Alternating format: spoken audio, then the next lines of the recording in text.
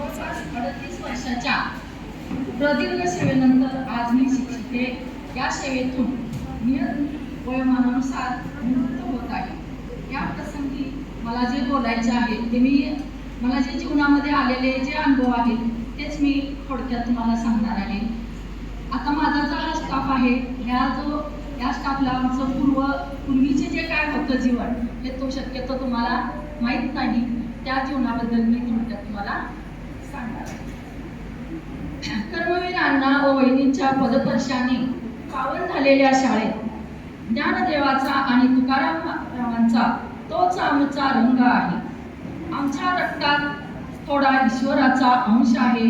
या ईश्वराचा अंश घेऊन मी या जिजामाता प्रॅक्टिस स्कूल शाळेमध्ये 28/9/1988 साली रुजू झालेले आहे। सेवादानाचे कार्य करीत आहे आणि श्रेय जर पाहायचं म्हटलं तर हे सगळं श्रेय मला कर्मवीर अण्णा वहिनी आणि तसेच माझे मुख्य प्रेरणास्थान जर मला सांगायचं झालं या ठिकाणी तर माझे प्रथमतः आजी आजोबा आणि त्यानंतर माझे आईवडील। आता तुम्ही म्हणाल आजी आजोबांनी काय केलं? मी नेहमी मला प्रज्ञा आणि प्राचीची आठवण, मॅडम आई आहे का, आजी आहे घरात असं म्हटलं की मला माझ्या आजीचीच नेहमी आठवण येते। मी मॅडमने एकदा दोनदा म्हटलं असेल सुद्धा की तुम्ही बोलला की मला माझ्या आजीची आठवण येते। हे का असं? तर माझ्या आजोबांचं काही मला सहवास जास्त लाभला नाही, पण जो लाभला तो चांगलाच लाभला। त्यांनी त्यांची जी मुलगी होती म्हणजे माझी आत्या, मुलगी म्हटलं की पूर्वीच्या काळात मुलीला जास्त हे नव्हतं, मुलगी म्हटलं की तिरस्कार असायचा। आणि खरंच सांगायचं झालं तर माझ्या आजोबांनी त्यांच्या मुलीचा खरंच तिरस्कार केला होता, पण त्यांचे भावंड जे होते त्यांनी मात्र बहिणीचा कधीही तिरस्कार केला नाही। आणि मग मला हेच प्रश्न पडायचा की माझे आजोबा माझे लाड इतके करतात आणि मग आपल्या आत्याचेच का असं करत असतील? आणि त्यामुळे आत्याला माझ्या शिकवलं नाही, तसंच ठेवलं। आणि 4 भावंड जी होती म्हणजे माझ्या चुलत्यांचे, त्यांना मात्र माझ्या आजीनं शिकवलेलं आहे। आजी सुद्धा माझी अडाणीच होती, एक मासेमाऱ्यांची मुलगी होती आणि तिलाही त्या शिक्षणाचं इतकं महत्त्व होतं। आणि 4 लेखांना शिकवल्यानंतर तिनं मनाशी परत निश्चय केला की माझ्या नातवंडांना सुद्धा शिकवायचं आहे मला। आणि शिकवत असताना आम्ही 4 भावंड आणि माझ्या आत्यांची मुलं, एवढ्या आत्यांची मुलं माझ्या 5 मुलं आणि आम्ही 4 भावंड, एवढ्यांचं शिक्षण शिकवायचंच का पैसा नसला। आमचे वडील म्हणायचे नाही मला शिकवायला माझ्याकडे एवढे पैसे नाहीत। त्यावेळेचा शिक्षक त्यावेळेचे पगार खूप कमी, आता आपल्याकडे पगार जास्त आहे, पण एवढ्यांना शिकवण्याचं त्यांच्यावर लादलेलं होतं। मग वडील म्हटले ठीक आहे, माझ्या हातून जेवढं कार्य होईल तेवढं मी करायला तयार आहे। प्रथमतः त्यांनी भावाच्या ह्याच्यामध्ये पूर्वी इंजिनियर हा जर म्हटलं तर त्यावेळेला तो एक मानाचं स्थान असायचं। आणि मग वडिलांना असं वाटलं की माझ्या घरात सुद्धा एक इंजिनियर झालाच पाहिजे। मग ते त्यांचं स्वप्न होतं आणि ते स्वप्न पूर्ण करण्यासाठी त्यांनी भावाचं शिक्षण त्या पूर्ण केलं। त्यानंतर मग ते तिथं 3 भावंड होते, जो मोठ्या भावाचं थोडक्यात झालं होतं शिक्षण आणि धाकट्या भावाला मात्र म्हटले बा मी आता तुझं शिक्षण पूर्ण करू शकणार नाही, तुला आता तुझा निर्णय घ्यायचा आहे। त्यामुळे माझे ते चुलते ठीक आहे बाबा म्हटले आणि त्यांनी घर सोडून आपल्या सासरवाडीमध्ये राहिले आणि त्या ठिकाणी चांगल्या पद्धतीनं त्यांचा संसार, आज तीही मुलं चांगल्या पदावर आहेत, त्यांचंही चांगलं झालं। वडील त्यावेळेला बोलले त्यांना वाईट वाटलं असेल, पण आज आमच्याही पेक्षा ते सदन आहेत। आज त्यांची मुलं डॉक्टर लेवल आहेत, एक प्राध्यापिका आहे, मुलगाही चांगला आहे डॉक्टर लेवलला आहे आणि त्यामुळे त्यांचंही खूप चांगलं झालेलं आहे। त्यानंतर वडिलांची परत एक इच्छा व्यक्त केली वडिलांनी इच्छा काय व्यक्त केली? शिक्षक असल्यामुळे संध्याकाळी 6 वाजता घरी आले की थोडं काहीतरी शेंगदाणे, गूळ, चिरमुरे, फुटाणे हा कोरडा खाऊ खायचा। आणि एक जिवलग मित्र होते त्यांचे, त्यांना घाडगे सरकार असे म्हणायचे आणि रोज संध्याकाळी त्या मित्रांना भेटल्याशिवाय जेवण करायचंच नाही। थोड्याफार का असेना त्या गप्पा झाल्याच पाहिजेत। त्या ठिकाणी जायचे, त्यांच्याशी बोलायचे, गप्पा मारायचे, जाताना मला बरोबर घेऊन जायचे, मी त्यावेळेला लहान होते। त्यांच्या घरातल्या त्यांच्या मुली त्या माझ्या मैत्रिणी, आम्ही एकाच वर्गात होतो। आम्ही दोघी बाहेर बसणार, वडील आणि ते मित्र आतमध्ये बसणार बोलत, आणि बोलता बोलता माझ्या कानावर एक शब्द असे आले की माझ्या मुलीनं सुद्धा माझा शिक्षकी पेशा पुढे चालवला पाहिजे, माझं हे ध्येय, माझं हे स्वप्न तिनं पूर्ण केलं पाहिजे। त्यावेळेला मी 4थीत होते आणि हे माझ्या डोक्यात ती वाक्य बसली. आता मी म्हटलं आपण शिक्षक कसं व्हायचं हे त्यावेळेला मला काहीच कळलं नाही. पहिलीत म्हटलं तर पहिली आणि दुसरी मला वाटत नाही, मला मॅडम आता पहिली दुसरी शिकवताना माझा तो काळ आठवतो. आणि त्यावेळेला काय नाव घेणार पास, नाव घेणार पास. माझा पहिलीतला काळ आठवतो 1 वर्षभराचा. मी खरंच सांगते मला काही येत नव्हतं. मी फक्त म जोडून लिहित होते. आणि मग मीच विचार केला, कुलकर्णी सर होते, संगीता कांबळे पास. आणि म्हटलं असं कसं काय, आपण म लिहिलंय आणि मला पास कसं सांगायचं. मी घरातून वडिलांना विचारलं असेल, अहो मी काहीच केलं नाही, मी फक्त म लिहित होते आणि मला सरांनी त्या गुरुजींनी पास म्हणून सांगितलेलं आहे. तर असू दे, असतं येणार आहे तुला, येईल पुढं, हळूहळू शिकायचं असतं. आणि मग वडील आमचे म्हटले हिच्या डोक्यात बसलेलं आहे, मला मच येत आहे, त्याच्या पुढं काहीच येत नाही. मग वडिलांनी सुरू केलं की आपण तुला थोडंसं मी तुला तयार करेल. मग वडिलांनी थोडे रोज आल्यानंतर संध्याकाळचं सकाळचं थोडं अभ्यासाला बसवायचे, शिकवायचे. वडील शिकवताना आमचे वडील थोडे रागीत होते, थोडा हे व्हायचे, म्हणजे राग आला की ते मारायचे सुद्धा. पण आम्ही तेवढं सहन केलेलं आहे आणि सगळ्या भावंडांना शिकवण्याचा त्यांनी खूप प्रयत्न केला. त्यानंतर त्यांचं ध्येय होतं शिक्षिकाच झाले पाहिजे. ठीक आहे, आता व्हायचं आपण शिक्षिका. 7वीपर्यंत शिक्षण माझं, मला वाटते गावामध्ये 6वीपर्यंत शिक्षण झालं. वडिलांना प्रमोशन मिळालं. वडील म्हटले मला आता आजरा तालुक्यात जायचं आहे, मी एकटा जाणार नाहीये, तू माझ्याबरोबर आली पाहिजेस. मी म्हटलं मी कशी येणार, मला काहीच येत नाही, मी काय मला काही. आणि खरंच सांगायचं झालं तर मी स्वयंपाक काही करत नव्हते. माझ्या बहीण भावंड जी होते तेच ते स्वयंपाकात, आणि माझी आईच स्वयंपाक करायची. आईला माझ्या काही काम येत नव्हतं खरंच सांगायचं झालं तर, कारण मामलेदार हे काय माहीत नाही माझ्या म्हणजे आजोबांचं, आणि त्याच्या घरामध्ये सगळे नोकर चाकर होते, त्यामुळं कसलंच कामाचा गंध नव्हता माझ्या आईला. आणि अशा घरात ती म्हणजे तिकडं माझ्या गावी आल्यानंतर काम काय करायचं, तर फक्त तिनं स्वयंपाक शिकली. आणि हळूहळू सगळ्या प्रपंचाची जबाबदारी पडल्यानंतर मग मात्र तिला कळालेलं की आपण काहीतरी आता केलंच पाहिजे. मग ती शेतात सुद्धा जाऊ लागली, शेंगा खोडायचं, काही ते ज्वारी खुडायची, ते करायचं. तर कुठल्याही कामाला लाजली नाही. मामलेदाराची लेक होती, पण म्हटले आपल्या मुलांना शिकायचंय, आपण काम केलंच पाहिजे, हातभार थोडा लावलाच पाहिजे. तिनेही आम्हाला मदत केली. आणि माझी आई मात्र सांगितलेलंच आहे की एकदम भोळी बाबरी होती, तुम्ही कितीही बोला काही बोला, तुम्हाला कधीही प्रत्युत्तर करणार नाही, अशी माझी आई होती. फक्त प्रेमळ, खूप छान. आल्या गेल्यानं कधीही, माझा भाऊही त्याच स्वभावाचा आहे, तोही कुणी दारात आलं की त्याला चहा न पिता कधीही सोडायचं नाही. याच म्हणायचे. मग आता कोणी घरात असेल तर म्हणेल अरे काय तुम्ही इतका वेळ झालाय तरी चहा करायला सांगताय, नाही. आई म्हणायची नाही, चहा पिऊनच त्यांनी जायचं आहे, थोडा वेळ थांबून देत, मी करून देते लगेच. आणि पंडित सरांनी सुद्धा जवळून अनुभवलेलं आहे. पंडित सरांना सुद्धा माझ्या आईचा खूप हे आहे, म्हणजे आदर आहे. आई माझी आली की पंडित सर सुद्धा नेहमी घरी यायचे. आणि आईला सुद्धा चैन पडायचं की आज पंडित सर घरी आलेले नाहीत, तो आज आला नाही, आज का आला नाही. मग मी सांगायचे सर तुम्हाला आई बोलवते, तुम्ही येऊन जावा. तुम्ही सर येऊन भेटून जायचे.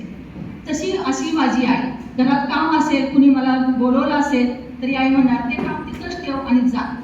मग माझं काम काय, फक्त वरवरची कामं करायची, स्वयंपाकात कधीही शिरले नाही. वडील म्हटले तुला मी बरोबर घेऊन जाणार आहे. आता मला प्रश्न पडला मी कसं करणार. हळूहळू मला वडिलांनीच कशी भाकरी करायची शिकवली आणि मी भाकरी करायला शिकले. हळूहळू कसा पाहिजे तसं, म्हणजे येईल तसा स्वयंपाक करायला शिकले. आणि मी वडिलांना आड घातली, तुम्ही मला या ठिकाणी आणलेलं आहे, मी फक्त तुमच्याकडे तुमच्याबरोबर 3च वर्ष राहणार आहे. 10वीला मला माझ्या गावाकडेच आपल्या जायचं आहे. वडील म्हटले ठीक आहे. माझी 3 वर्षाने बदली होते. 3 वर्षाचाच नियम होता त्या काळात. आणि 3 वर्षाने परत आमच्या वडिलांची बदली आमच्या गावाकडे झाली. आणि मोठ्या शाळेत, पहिल्यापासून त्यांनी मोठ्या शाळेत काम केलेलं आहे. मोठ्या शाळेत बदली झाली. ज्या शाळेत बदली झाली त्याच शाळेत पुन्हा ते रिटायर झालेले आहेत. आता हा झाला काळ. पुन्हा मला नोकरी, आता 10वी झाली, DEDला जायचं आहे. पहिल्या 10वी झाल्यानंतर DEDला दोघींनीच आम्ही फॉर्म भरला होता, माझी एक मैत्रीण आणि मी. तिला DED मिळालं, मला DED मिळालं नाही. मी थोडी मनातून खचून गेले. आता काय करायचं. वडील आमचे म्हटले नाही तुला मार्क कमी पडले, तुला काही DED मिळणार नाही, तू आता काहीच करायचं नाही, तू आता घरातच बसायचं, तू शिकायचं नाही पुढं. मला प्रश्न पडला. मग माझी दुसरी एक मैत्रीण आली, ती म्हणली नाही आपल्याला DED नाही मिळालं, आपण कॉलेज करू. मग तिनं मला हट्ट करून आपलं कॉलेजला ॲडमिशन घेण्यासाठी घेऊन गेली. 11वीला ॲडमिशन घेतलं, पैसे नव्हते. माझी चुलत आत्या होती. चुलत आत्या म्हणली नाही, का नाही म्हणतात तुला, म्हणजे वसंता का नाही म्हणतो पैसे द्यायला, तर नाही एवढ्यांचं मला शिक्षण जमणार नाही असे म्हणते. ठीक आहे, आम्ही तुम्हाला देतो. आमची भाऊकी म्हटली आमच्या भाऊकीत कुणी आपलं शिकलेलं नाही, तुम्ही भावंड शिकताय, आम्ही त्याला पैसे तयार आहे. माझी चुलत आत्या म्हटली मी तुला पैसे देते, पण तू शिकायला, ती बोलवायला आली ना, जा तिच्याबरोबर घे ॲडमिशन. गेले, मी ॲडमिशन घेतलं 11वीला. त्यावेळेला स्कॉलरशिप मिळत होती, 11वीला स्कॉलरशिप मिळाली.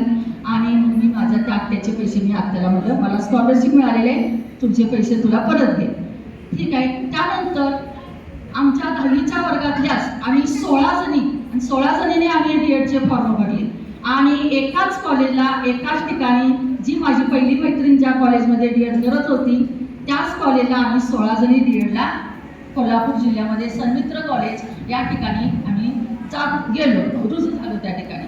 रोज 16 जणी आम्ही घरी परत आमच्या गावाकडे यायचं, रोज सकाळी 16 जणी त्या कॉलेजला जायचं. एकंदरीत छान झालं आमचं कॉलेज 2 वर्षाचं.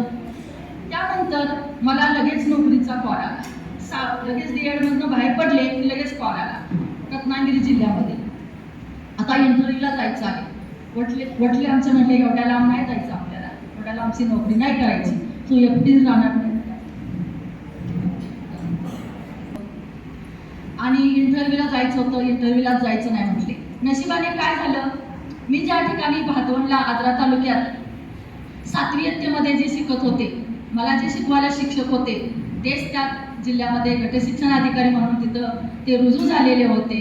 इंटरव्ह्यूला गेल्यानंतर तेच मला पहिल्यांदा तिथं प्रथमतः दिसल्यानंतर ते मला म्हणले अगं संगीता, तुझी काय इंटरव्ह्यू घ्यायची आहे, तुला नोकरी मी दिलेली आहे, तू रुजू आता हजर व्हायचं आहे. अहो नाही, माझी एक बहीण आहे, मग तिलाही दिली तुला नोकरी म्हणून समज. बरं म्हटलं ठीक आहे, आपलं शिक्षकच असल्यामुळं मी मोकळेपणानं बोलले त्यांच्याशी. बरोबर आहे, पण तुमचेच गुरुजी मला पाठवणार नाहीत, एवढ्या लांब नाही जायचं म्हणून सांगितलेलं आहे. ते म्हटले त्यावेळेला फोन वगैरे काही नव्हते. म्हटले मी त्यांना पत्र पाठवतो आणि मी त्यांची समजूत काढतो आणि ते तुला नक्कीच पाठवतील. आणि म्हटलं त्यांना एक शिक्षकी शाळा आवडत नाही आहे, त्यांना मोठीच शाळा पाहिजे, तुला मोठीच शाळा दिली. माझ्या बहिणीला एक शिक्षकी शाळा दिली आणि दोघींनाही एका ह्याच्यामध्ये रुजू करून घेण्याचा त्यांनी एक प्रयत्नच केला. मी तुला घेणारच म्हटले. आणि वडिलांना पत्र आलं, वडिलांनी पत्र वाचलं. म्हटले जोशीकर गुरुजींचं पत्र आलेलं आहे आणि तुला त्यांनी तिथं यायला सांगितलेल्या, जे तुला नोकरी दिलेली आहे, तू काय करणार. मी म्हटलं मी जाणारच आहे, नाही जायचं म्हटले. तरी पण म्हटलं मी दिवसभर रडत बसले होते, मला जायचं आहे करून. शेवटी मी माझ्या ती आता बहिणी आले, तिला तयार केलं. तिला म्हटलं तू माझ्याबरोबर चल आणि आपण जाऊया. आणि आपली दुसरी माझी एक बहीण आहे, चुलत बहीण, ती येणार आहे, तिचे आई वडील असणार आहेत आणि आपण जाऊया सगळे. ती म्हटली ठीक आहे, मी यायला तयार आहे. मग वडिलांना काय वाटलं काय माहिती नाही. वडील म्हटले चल मग मी पण येतो. वडिलांनी सुरुवात केली, यायला सुरुवात दिली. मी त्या शाळेत रुजू होईपर्यंत वडील एक शब्द सुद्धा बोलले नाही. का बोलले नाही, तुला नोकरी करायची आहे, तुझं तू पुढं पाऊल टाकायचं, तुझी तू विचारपूस करायची. शाळा कुठं आहे, तू कुठं राहणार आहेस, तुला कोण सोबत मिळणार आहे, या सगळ्या चौकशी तुझ्या हिमतीवर तू करायची आणि मी फक्त तुझं निरीक्षण करणार आहे.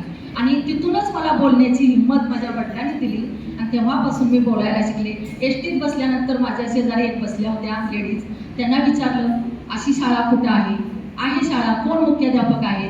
तर सांगितलं त्यांनी असेच, आता नाव आठवे ना, पण ते पण माझ्याच गावचे होते, वारणानगरचे मुख्याध्यापक. मग त्यांनी सांगितलं ते तिकडचे कोल्हापूरचेच आहेत वारणानगर. मग म्हटलं माझ्याच गावचे आहेत. ठीक आहे, पण तुम्हाला ते आत्ता भेटणार नाही. तिवरे गाव होतं चिपळूण तालुक्यातील, त्या गावात त्या शाळेत मी रुजू झाले.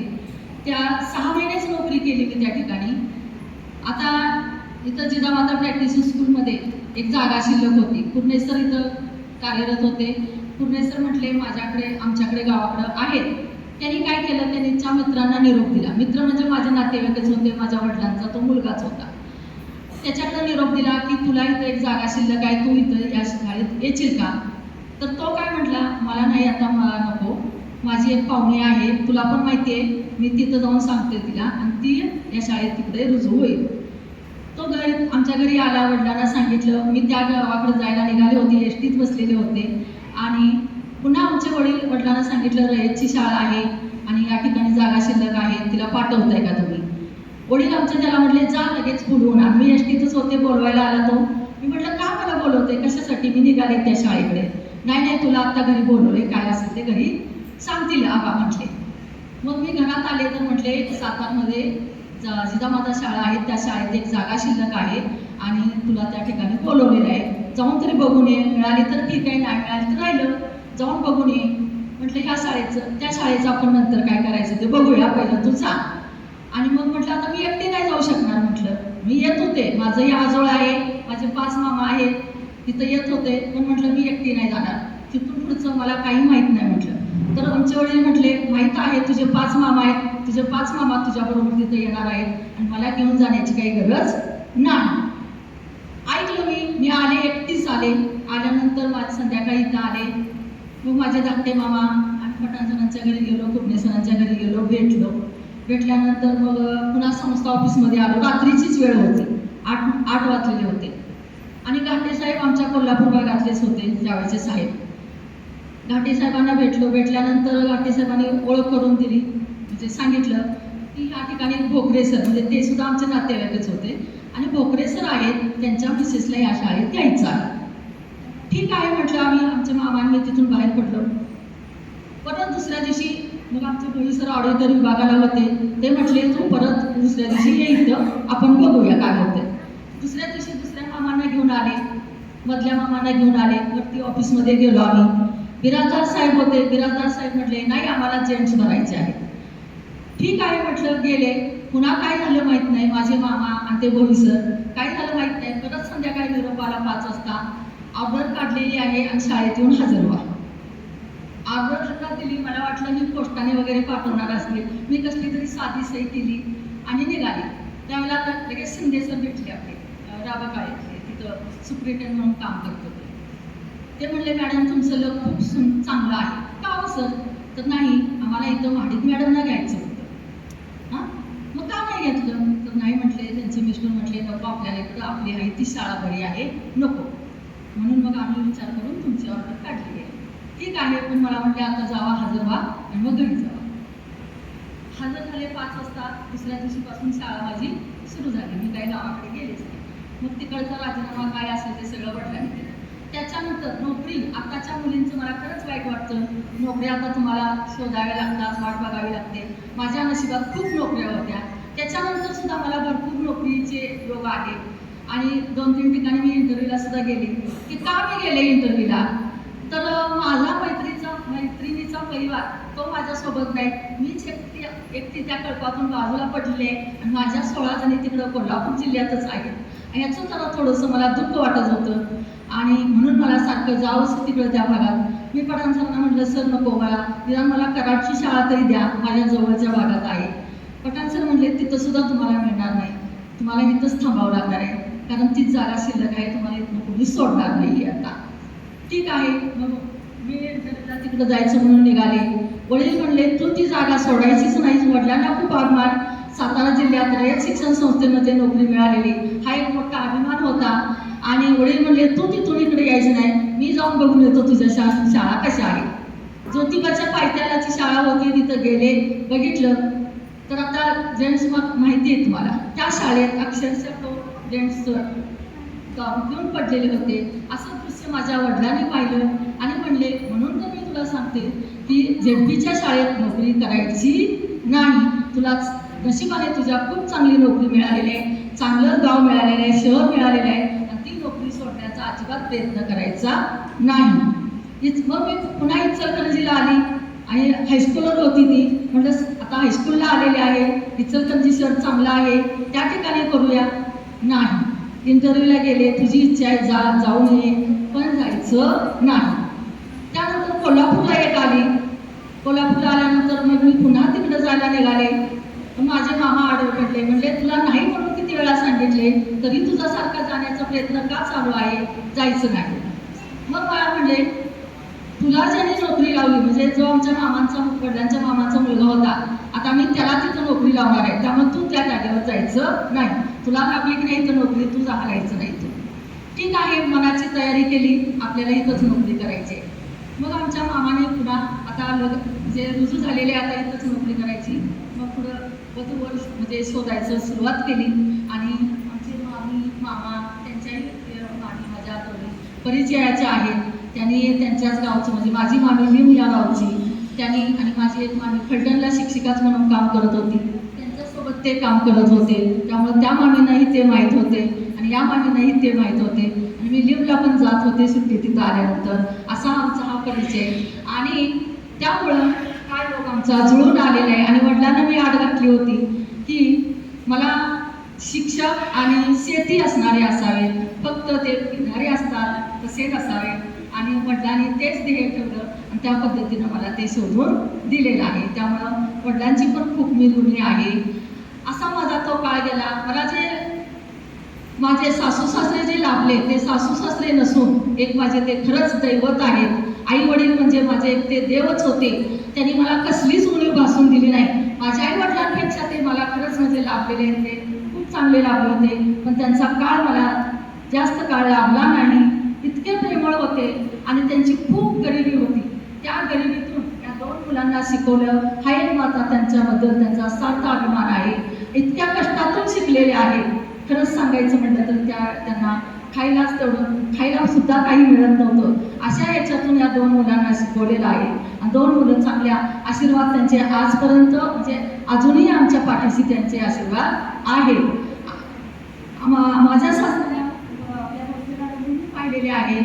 माझे सासरे त्यांचा आवाज तर खणखणीत, त्यांचं पूर्वीचं इंग्रजी होतं, इंग्रजी खूप सुंदर होतं आणि गवणे काम करायचे. गवण्याच्या हाताखाली काम करून 2 मुलांना मोठं केलेलं आहे. आज माझी जाऊ तर ती जाऊ सुद्धा माझी क्लास 1च्या ऑफिसरला आहे, सिव्हिल इंजिनियर आहे. म्हणजे असा आमचा कुटुंब परिवार. माझी 2 मुलं सुद्धा चांगल्या ह्याच्यावर आहेत. तो एक सुद्धा माझा सार्थ अभिमान आहे.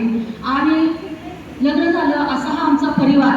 त्यानंतर माझी ज्यावेळेला मुलं लहान होती, आता मुलांना कोण सांभाळायचं, हा मोठा मुलगा तो 6 महिनेच मी सांभाळला असेल आणि 6 महिन्यानंतर आज जी माझी बहीण आलेली आहे या बहिणीने त्याचं सगळं पालन पोषण केलेलं आहे म्हटलं तरी चालेल. आणि माझे आई वडील या सर्वांनी मिळून माझ्या 2 मुलांचा सांभाळ केलेला आहे. माझ्या नोकरीच्या काळात हळूहळू माझी मुलं मोठी होत गेली. मोठी मुलं झाल्यानंतर त्यानंतर या 2 मुलांनी माझ्या संसारामध्ये हातभार लावला. तो कशाचा तर मला कोणत्याही कामामध्ये जर उशीर झाला काय झालं तर त्या कामामध्ये माझी मुलं स्वयंपाक शिकलेले आहेत. फक्त भाकरी आणि चपाती नाहीत करत आणि तेच पंडित सरांनी पण शिकलेले आहेत. पंडित सर सुद्धा माझ्या घरात असायचे आणि माझी मुलं करतायत पंडित सर सुद्धा करायचे. म्हणून मला स्वयंपाकाचा खरंच माझं मला वाटतं मी स्वयंपाकापासून खूपच वंचित. माझ्या आईवडिलांच्या घरातही मी केलं नाही.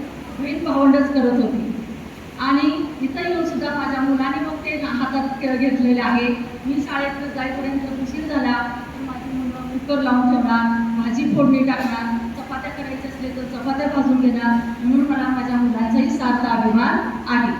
कधीच मला त्या ह्याच्यामध्ये शाळेचं काम असेल त्यामध्येच मला त्यांनी मदत केलेली आहे. आणि शिक्षण घेत असताना शिक्षणामध्ये माझ्या बहीण आणि भावांचा जास्त मला सहवास लाभलेला आहे. मला अभ्यासाला खूप त्यांनी वेळ दिलेला आहे. ते स्वतःहून सगळं घरातलं काम बघायचे. तू अभ्यास कर, तुझी जे ध्येय आहे ते तुला पूर्ण करायचं आहे. आणि त्यामुळे मला त्यांनीही तिथं कामापासून काय केलेलं होतं, वंचित केलेलं होतं. असा हा माझा जीवनकाळ यशस्वीरित्या चांगल्याच पद्धतीनं गेलेला आहे. मला कुठलंच म्हणजे असं संकट आलं नाही. हळूहळू इथला जो आमचा जुना स्टाफ होता तो भोसले मॅडमना तर माहितीच आहे. एकदम सुंदर चांगला आणि मनमिळाव होता. अगदी म्हणजे खरंच म्हणजे त्यावेळेला मी एकटीच्या शाळेमध्ये साईड करायची. सगळ्या अशा खांद्यावरून करून घ्यायच्या. मला वाटायचं की कसं आता आपण एकटीच साईड करतोय आणि ह्या सगळ्या खांद्यावरून करून घेतात, काय करायचं. मग पाटील मॅडम होत्या, त्याही माझ्या जवळच्या फार जवळच्या होत्या. त्या सुद्धा त्या म्हटल्या काय नाही तुम्ही घाबरायचं नाही, तुमचाच बदल तुम्ही जो साईड पिन केलेले आहे मी या सगळ्यांना साईड पिन करायला तुमच्यासाठी लावणार आहे. आणि त्याने त्या सगळ्यांना साईड पिन करायला लावली आणि हळूहळू सगळा माझा स्टाफ साईड पिन करू लागलेला. त्या असं म्हणजे हळूहळू सगळे बदल होत गेले. आता माझी जुनी शाळा जर पाहायचं झालं तर आमच्याकडे पाठ होते, मागं दरवाजे असायचे, सेवक स्टाफ होता तो शेजारी राहत होते. आणि पाठ म्हटलं की मागच्या डोंगरातून ते साप असं लांब येण्याची जास्त भीती होती. त्या पाटाखाली हमकाश येऊन बसायचे. मग हळूहळू आम्ही नंतर संध्याकाळी जाताना ते पाठ उचलून ठेवायचे, तरीसुद्धा त्याच्या खाली असायचे. पण अण्णांची कृपा, त्यामुळं त्याचा कुठल्याही विद्यार्थ्यांना आणि कुणालाही त्याची इजा झालेली नाही. आणि आज तागायती तुम्ही सुद्धा अनुभव घेतले असतील, इथं भरपूर आहेत, पण कुणालाही त्याचा आलेला नाही. अशी ही शाळा पुर्णेसर होते. पुर्णेसरांनी शाळा रंगवलेली आहे. आमची सगळी पत्र्याची शाळा होती, तांबडलेला पत्रा होता. पुर्णेसरांनी एकट्याने शाळा रंगवली. त्यावेळेला फळा होता लाकडाचा, ते लाकडाचे फळे रंगवले आणि या लाकडाच्या फळ्यापासून आम्ही ग्रीन फळा इथपर्यंत पोचले. या फळ्यापासून पुन्हा आता तो प्रोजेक्टर आला. प्रोजेक्टर नंतर आता जो आपल्याकडे आलेला आहे तो इंटरॅक्टिव्ह पॅनल बोर्ड. याच्यातून मला म्हणजे माझी उत्तरोत्तर कशी प्रगती होत गेली. मी जेव्हा आले मला सुद्धा वाटायचं की आपलं काहीच ज्ञान नाही आपल्याला, या म्हणून मी का घाबरत होते, एवढ्या मोठ्या शाळेत आपल्याला जमेल का. पण हळूहळू मला सगळ्यांनी साथ व्यवस्थित दिली आणि मला ते सगळं जमू लागलं. आणि या खडू फळ्यापासून त्यावेळेला तक्ते असायचे, वर्गात ईर्ष्या असायची, प्रत्येकाच्या वर्गात तक्ते वर्ग.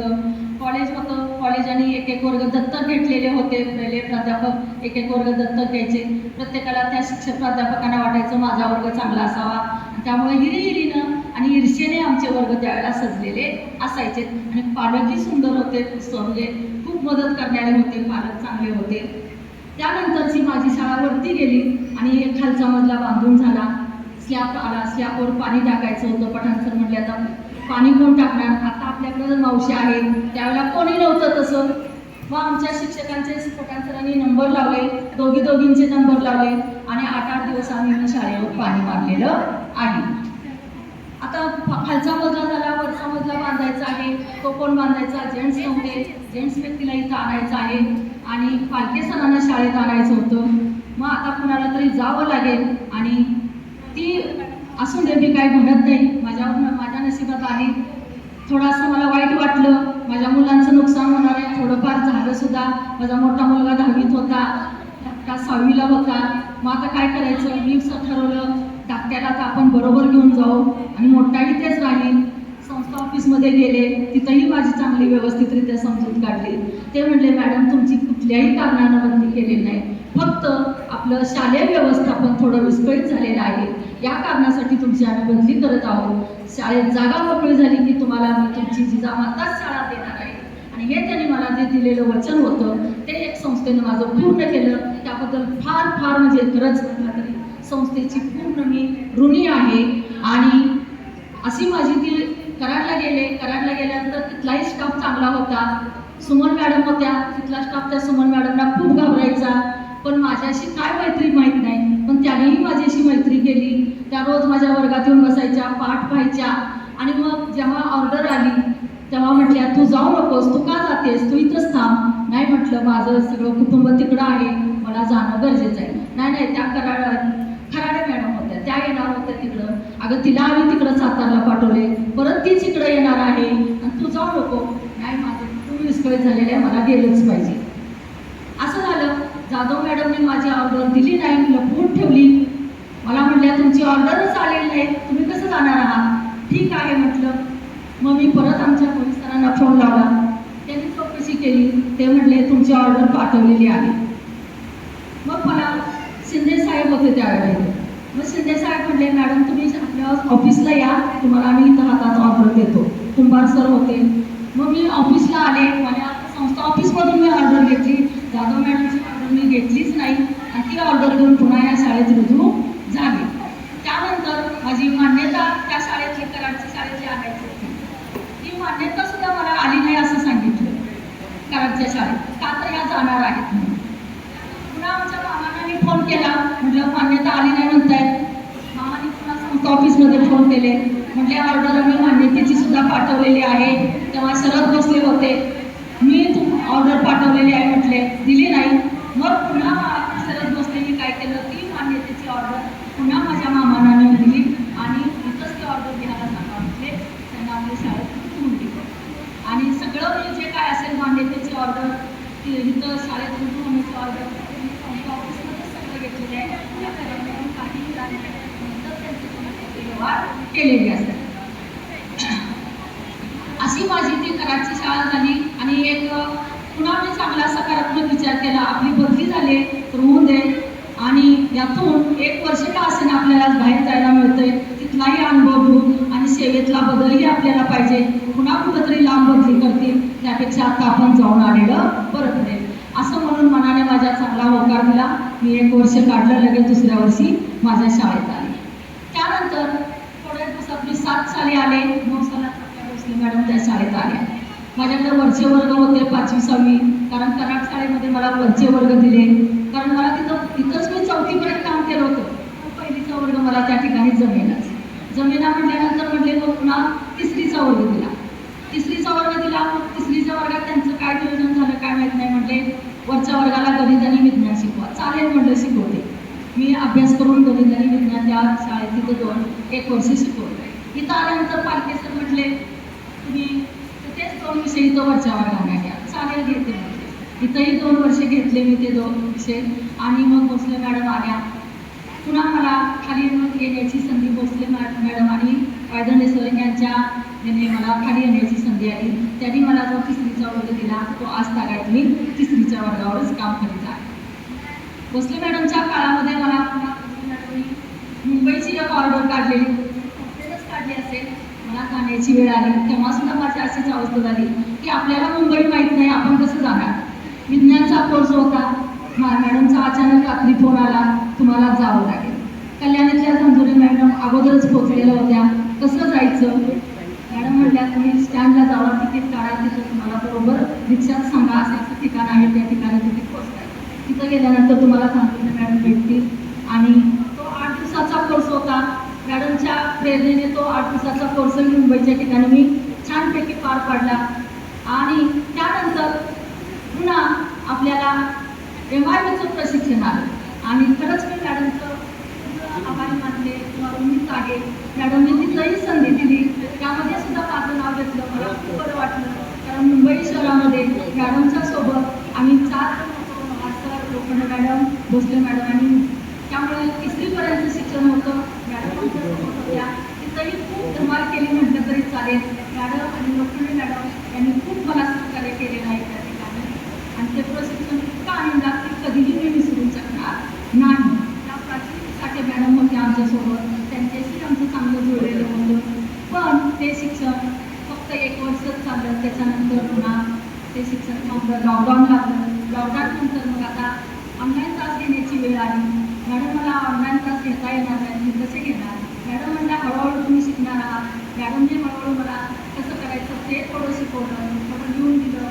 आणि पुन्हा मोठे सर, बोर्गे सर, त्यांनी ते ॲप घेऊन त्याच्यावर कसं हे करायचं ते शिकवलं. आणि 3 वर्ष 2 वर्ष आम्ही जे ऑनलाईन क्लास घेत होतो.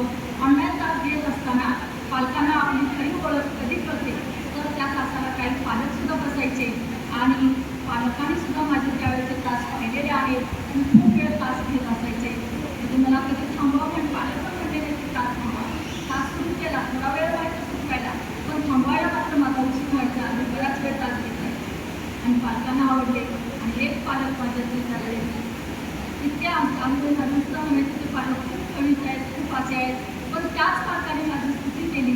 बोर्गे सरांना म्हटले की खरंच म्हणून तर मॅडम काय आहेत ते आज आम्हाला या लॉकडाऊनच्या तासामध्ये कळलेले आहेत. मग आमच्या सर्व मुलांच्या त्या आई बनून आम्हाला आमच्या विद्यार्थ्यांना शिकवत आहेत. आणि आमच्या खरंच त्या आई बनल्या आहेत आमच्या पालकांच्या. आणि हीच मला महत्त्व, हीच माझी पावती त्या पालकांच्याकडून. आणि मी ते खरंच मी त्या पालकांसोबत मी सुद्धा घाबरायचे, कारण ते पालक जरा होतेच तसे, पण त्यांच्याकडून स्तुती ऐकल्यामुळे मला सुद्धा मनाला बरं वाटते. काय असं करायला म्हणजे ऑनलाईन क्लास खूप चांगले झाले, बरं म्हणजे छान झालेलं आहे. त्यानंतर आलं प्रोजेक्ट. मग प्रोजेक्टचं शिक्षणसुद्धा आम्ही घेऊ लागलो. LCDवर तास घेऊ लागले. आणि आता स्मार्ट पेटीचे तास झाले. यशोदा ह्याला पण आमचं स्मार्ट पेटीचं पण प्रशिक्षण झालेलं आहे. अशा या प्रशिक्षणातून भरपूर शिकायला मिळालं. आणि त्या ज्ञानाचा उपयोग आम्ही विद्यार्थ्यांना देत गेलो. विद्यार्थी घडत गेले. आज विद्यार्थी बऱ्याच ठिकाणी माझे चांगल्या लेवलला आहेत. तर ती माझ्यासाठी खूप महत्त्वाची पावती आहे. आणि शेवटी जे आता प्रशिक्षण घेतलं ते इंटरॅक्टिव्ह पॅनल बोर्डचं तेही मी शिकलेले आहे. आणि त्यातून फक्त आता काय झालं, एक शेवटचा क्षण जर सांगायचं झाला तो फक्त मी मॅडमच्या कुठल्याही सूचना पाळल्या जाते, सगळ्या सूचना पाळल्या. आणि शेवटच्या क्षणात मॅडमने मला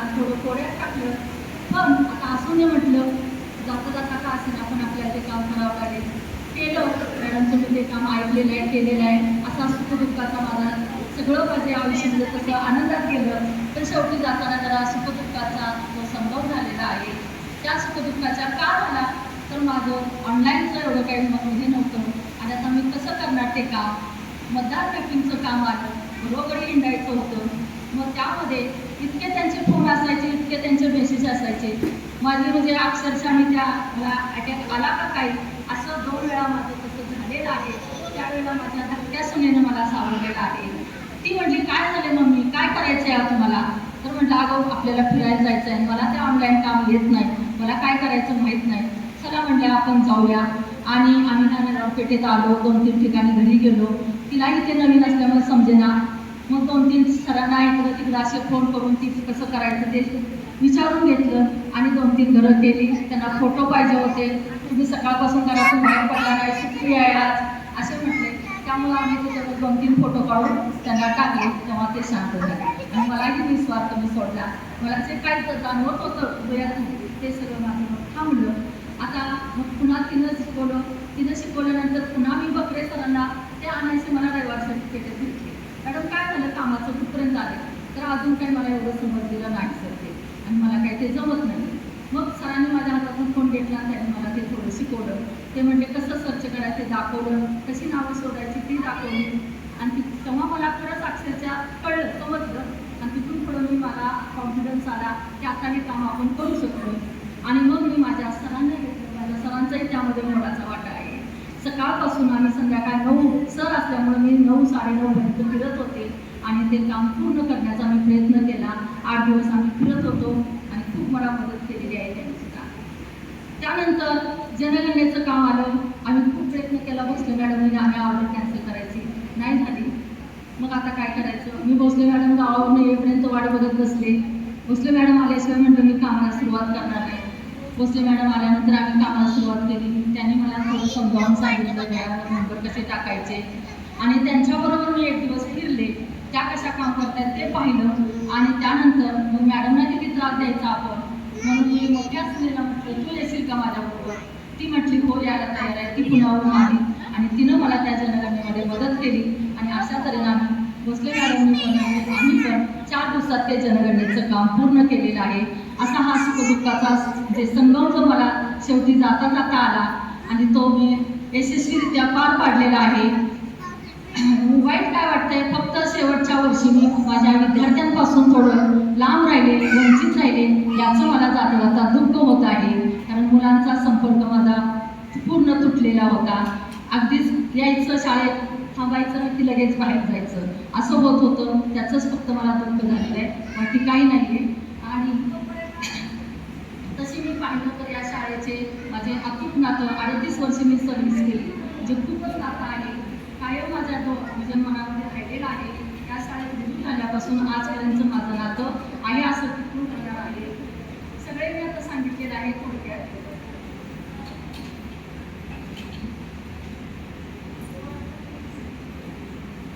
म्हणायला हरकत नाही. तर तुमच्यासारखी जी मला माणसं भेटलेली आहेत हीच माझ्या जीवनातली खरी कमाई आहे. हे एक मला वाक्य सांगायचं होतं. त्यानंतर सेवानिवृत्त म्हणजे शेवट नसतो, तर तो एक माझ्या जीवनाचा नवा आरंभ आहे. मनात अजून काहीतरी मला करायचं राहून गेलेलं आहे. वाचन आहे. मी मॅडमना वारंवार सांगायची मी वाचत होते, पण माझं वाचन केव्हा बंद झालं, मोबाईल हातात आला. मोबाईल हातात आल्यापासून खूप माझं म्हणजे वाचनाकडे मी बघितलंच नाही. रोज मला पेपर वाचल्याशिवाय चैन पडत नव्हती. सकाळी नाही वाचला तरी संध्याकाळी घरी गेल्यानंतर तो वाचायचा, वाचल्याशिवाय दुसरं नाही. आता मोबाईलमुळे माझं ते वाचन पूर्ण मागं पडलेलं आहे. लेखन काम, जे काय मी पाहीन, जे काय बघेन ते मला लिहून काढायची एक सवय होती. माझ्याकडे त्या वह्यासुद्धा आहेत आणि ती सवय मी आता परत पुन्हा चालू ठेवणार आहे. काही मला मिळालं समाजकार्य करायला. माझे सर सुद्धा आता समाजकार्य करतायत. आपल्या शाळेला सुद्धा ते करतील अशी मी त्यांच्या ग्याही देत आहे, करणार आहेत, करतील. अर्थातच जुन्या आठवणींना नव्याने जाण देऊन मी जपण्याचा प्रयत्न करणार आहे. तुमच्या सर्वांच्या सहवासात मी खूप काही शिकून गेलेले आहे. मला सगळ्यांचं सहकार्य लाभलेलं आहे. जुन्यांचंही लाभलेलं आहे, नवीनांचंही लाभलेलं आहे. जसं काही नवीन काही येईल त्यांनी मला प्रत्येकाने मला ते शिकवलेलं आहे आणि मी शिकत गेलेलं आहे. कारण आमचं ज्ञान आणि तुमच्या ज्ञानात खूप तफावत आहे हे लक्षात. माझी 10वी नंतरचं डी एड आहे, बाकीच्यांचं 12वी नंतरचं डी एड, यामध्ये खूप तफावत आहे. माझ्या मैत्रिणींचाही मला शिक्षणामध्ये खूप सहभाग लाभलेला आहे. माझ्या कुटुंबाचा, माझ्या आईवडिलांचा शिक्षणामध्ये सहभाग खूप लाभलेला आहे, बहिणींचा, भावाचा, आणि त्यांचीही मी कधी आठवण विसरणार नाही. आज माझा भाऊ या कार्यक्रमाला हवा होता, आई माझी हवी होती. आईने तर हा सोहळा पाहताना अक्षरशः तिला खूप म्हणजे कुणालाही आनंद झाला नसता, इतका तिला आनंद झाला असता. पण आज ती या जगात नाही आहे. माझ्या सरांच्या सेवानिवृत्तीला मात्र आई होती. सरांचे माझ्या 8 सेवानिवृत्तीचे कार्यक्रम झाले. 8 ठिकाणी मी माझ्या आईला घेऊन गेलेले आहे. त्यामुळे मी त्यातच समाधान मानत आहे. प्रत्येक ठिकाणी माझी आई तिथं असायची. असा हा माझा सर्वांच्या सहकारामुळे प्रवास माझा सुकर झाला आणि यापुढेही तुमचा असाच माझ्यासाठी स्नेह, प्रेम, मार्गदर्शन लाभत राहो. अपेक्षा, अनुदानाने माझ्याकडून जर काही कुणाला तरी मी रागाने बोलले असेल, माझा राग कधी वाढला, थोडंसं माझं वय वाढल्यानंतर आणि थोडंसं न कळत राग वाढलेला होता, मला सुद्धा जाणवायचा. मी कधीही मुलांना हात लावलेला नव्हता, मारलेलं नव्हतं, रागवत नव्हते. पण या 2-3 वर्षात मला जाणवायचं की आपण आता मुलांना रागवतोय, न कळत मारतोय. म्हणजे माझ्या रागाने ते जागा घेतलेली होती आणि थोडं माझ्या हातून घडलेलं असेल आणि काही शिक्षकांना मी जर काही बोललेले असेल तर मला तुम्ही माफ करावं अशी इच्छा व्यक्त करत आहे. मोठ्या मनाने मला माफ करा आणि या वास्तूला मी अभिवादन करून तुम्हा सर्वांची मी आज रजा घेत आहे. जय कर्मवीर, जय महाराज.